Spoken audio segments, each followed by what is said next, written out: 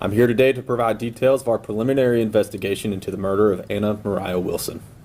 I'll take a few questions at the end. On May 11, 2022, at approximately 9:56 p.m., Austin police officers responded to a check welfare urgent call at 1708 Maple Avenue in Austin. Upon their arrival, they found the resident of 1708 Maple Avenue performing CPR on a female. That female was Anna Wilson. Despite the life-saving efforts, Anna Wilson was pronounced deceased at 10:10 p.m. The preliminary investigation revealed that Anna Wilson, a cyclist, was visiting Austin and staying with her friend on her way to the Dallas area for a race.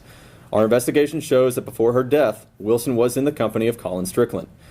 The preliminary investigation revealed that Colin dropped Wilson off at 1708 Maple Avenue at approximately 8:36 p.m.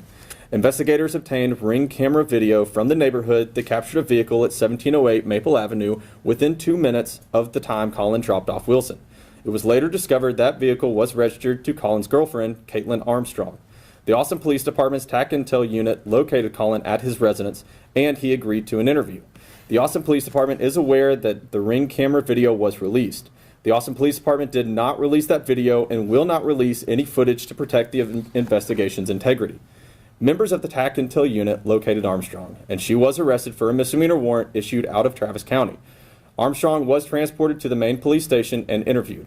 Armstrong was questioned about her vehicle being in the area as pictured on the Ring camera. However, she would not confirm or deny being in the area of the murder and quickly terminated the interview. Armstrong was mistakenly released from custody on the misdemeanor warrant because her date of birth in our report management system did not match the date of birth on the warrant.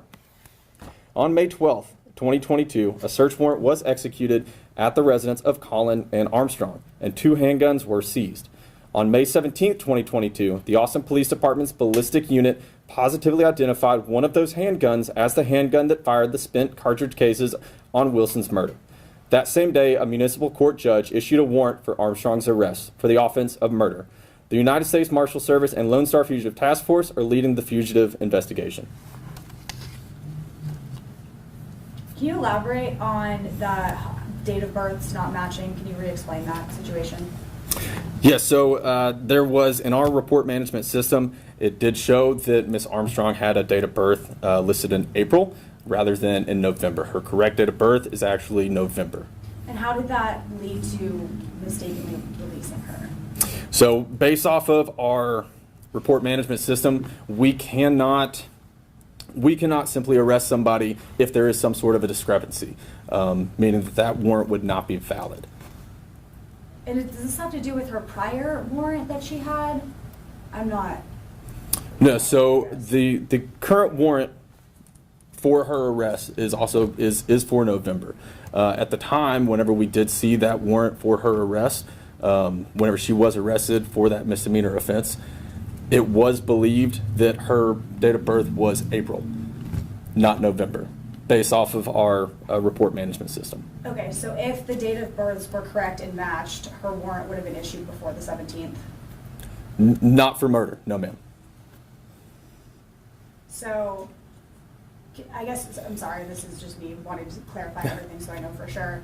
How exactly was she mistakenly released then? So the date of birth that we had in our system for her was prior to the warrant. Okay. So for the misdemeanor warrant that we had originally arrested her on, we believe that her date of birth was in April, not November. The warrant listed November instead of April. Based off of the discrepancy, we would not have been able to arrest her. It was later discovered that our report management system was actually incorrect, and her correct date of birth is in November. And what was that misdemeanor warrant exactly? I'm not sure. It was issued out of Travis County, though. That was for something previous, though, not Yes, ma'am. Okay. Just sure. So we're just now seeing the video of her at ABIA leaving to Houston and then to New York. How are we just now seeing that video? So that's going to be part of the fugitive investigation, which is being led by the Marshal Service. I won't be able to answer any of the questions in regards to the actual fugitive investigation. You'll have to direct all those questions to the U.S. Marshals. But you're aware that with the U.S. Marshals, they're still kind of actively searching, correct? Correct. Yes, sir.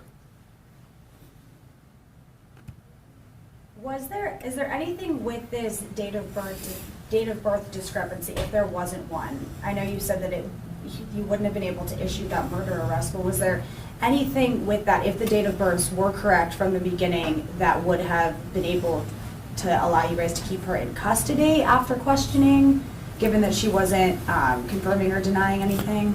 She would have been able to be arrested on the Class B misdemeanor warrant, but because it is a misdemeanor warrant, we would not necessarily have been able just to hold her. She still would have been afforded bond, just like everybody else. She would have been able to post that bond as well. So that did not impact the timeline of the arrest warrant for murder being issued on the 17th? No, ma'am. Okay, thank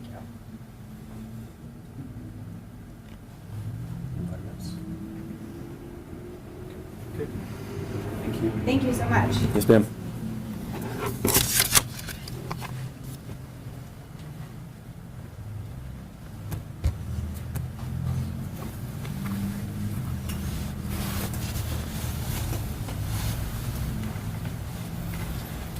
You got it.